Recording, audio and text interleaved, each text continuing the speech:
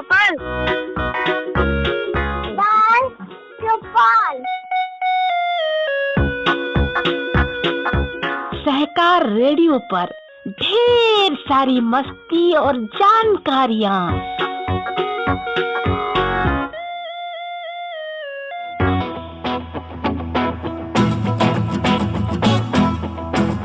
Hello बच्चों, सहकार radio के कार्यक्रम बाल चौपाल में आज आपके साथ हूँ मैं सुनीता।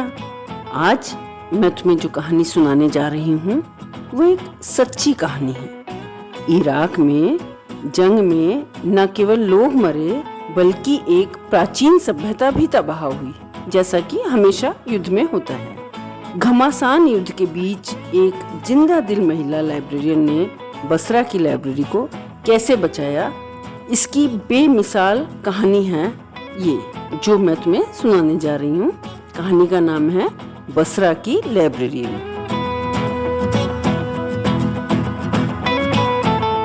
इस कहानी को लिखा है जेनेट विंटर ने और हिंदी में अनुवाद किया है अरविंद गुप्ता ने। इसे पुस्तक रूप में प्रकाशित किया है भारत ज्ञान विज्ञान समिति ने और इसके रेखा चित्र बनाए हैं अविनाश पांडे ने। तो सुनो कहानी बसरा की लाइब्रेरियन। रेतीले इराक में समुद्र के किनारे बसरा नाम का एक बहुत बड़ा शहर है। आलिया मोहम्मद बकर बसरा की लाइब्रेरियन थी। आलिया की लाइब्रेरी सभी पुस्तक प्रेमियों के मिलने का अड्डा थी। वहाँ दुनिया जहाँ की चर्चा होती थी। लोग धर्म और आत्मा के बारे में भी चर्चा करते थे, पर ये सब पुरानी बात है। अब तो लोग बस युद्ध और जंग की ही बातें करते हैं, क्योंकि जब युद्ध चल रहा होता है तो लोग बहुत डरे हुए होते हैं और बस वे यही बातें करते हैं।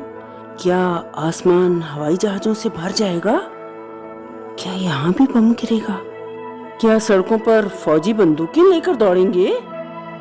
हम में से कौन कौन मारे जाएगा? क्या हमारा परिवार भी बच पाएगा? हम क्या कर सकते हैं? बस यही बातें, बस लोगों के दिमाग में भी यही बातें।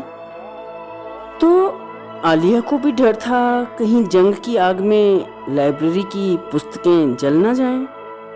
वो किताबें तो सोने के पहाड़ों से भी ज्यादा बेशकीमती थी। लाइब्रेरी में हर एक भाषा की किताब थी, कुछ नई और कुछ पुरानी किताबें थीं।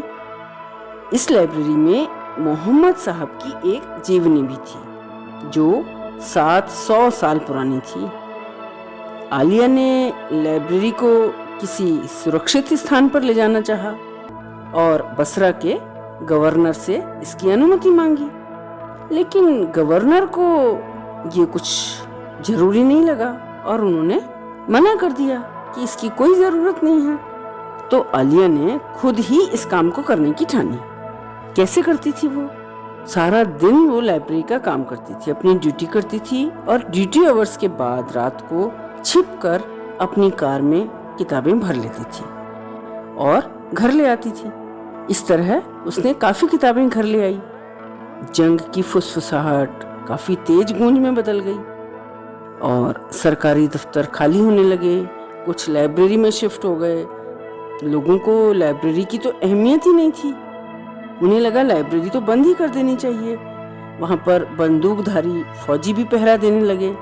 बस आलिया अकेली रह गई और आलिया इंतजार करती एक भयंकर हादसे का। बहुत डरी हुई थी और धीरे धीरे अफवाहें असलियत में बदलने लगी, यानी कि जंग छिड़ गई। बसरा में भी जंग छिड़ गई।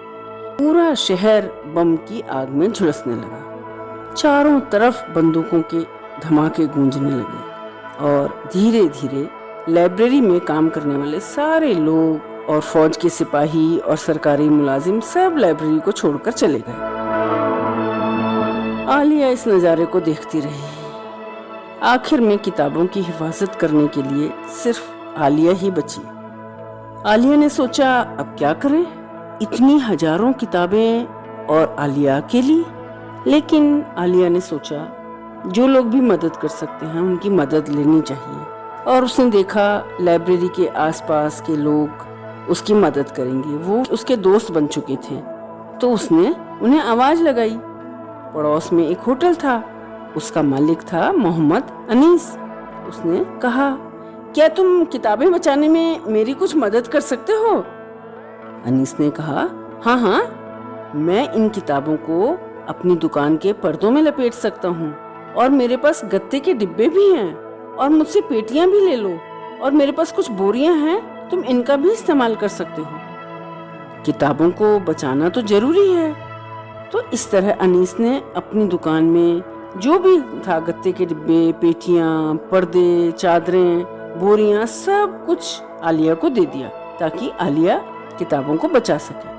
और सारी रात आलिया, अनीस, उसके भाई, आसपास के दुकानदार और सब लोग मिलकर लाइब्रेरी की अलमारियों में से किताबें निकालते रहे और उनको बांधते रहे, और 7 फुट ऊंची दीवार के ऊपर से ढोकर अनीस के होटल में छिपाते रहे। और ये काम रात भर करके उन्होंने किताबों को सुरक्षित बचा लिया।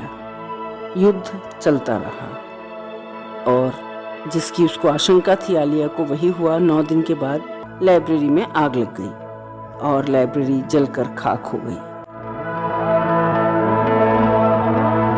अगले दिन फौजी सबकी तलाशी ले रहे थे, शिनाख्त कर रहे थे, तो अनीस के होटल में भी आ गए और अनीस से कहा, तुम्हारे पास ये बंदूक क्यों है?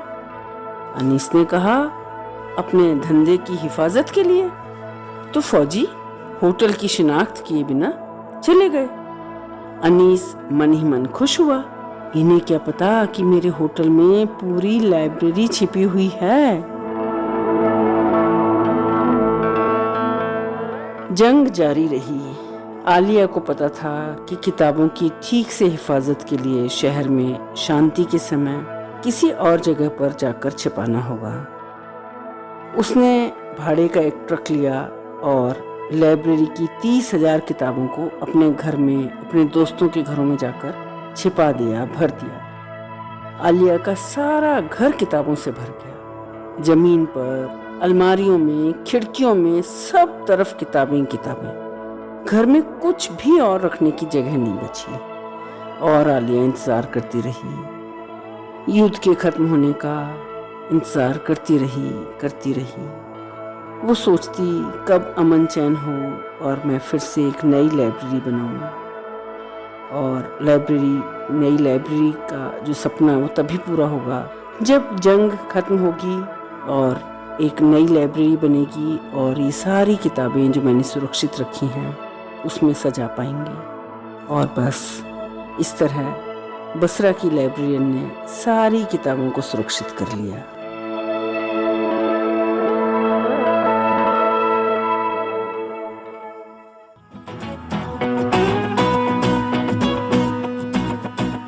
तो बच्चों, ये थी सच्ची कहानी बसरा की लाइब्रेरियन की। आप सुन रहे थे सहकार रेडियो का कार्यक्रम बाल चौपाल। आपको ये कहानी कैसी लगी कमेंट बॉक्स में लिखकर हमें जरूर बताइएगा। अगर आप ये कार्यक्रम पहली बार सुन रहे हैं और हमसे जुड़ना चाहते हैं तो व्हाट्सएप ग्रुप से जुड़ने के लिए 9617226783 पर अपना नाम और जिला लिखकर भेजें। फेसबुक से जुड़ने के लिए पेज लाइक करें, या फिर अगर आप हमसे यूट्यूब पर जुड़ना चाहते हैं तो हमारा चैनल सब्सक्राइब करें। अधिक जानकारी के लिए हमारी वेबसाइट सहकाररेडियो.com देखें। तो आज के लिए बस इतना ही। अगले हफ्ते ऐसे ही किसी और कार्यक्रम के साथ फिर मिलेंगे। तब तक के लिए दीजिए इजाजत मुझे यानी सुनीता को। बाय बच्चों।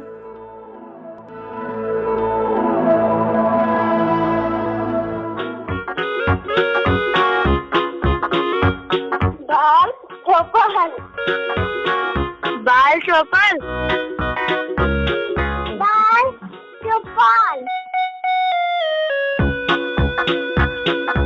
सहकार रेडियो पर ढेर सारी मस्ती और जानकारियाँ।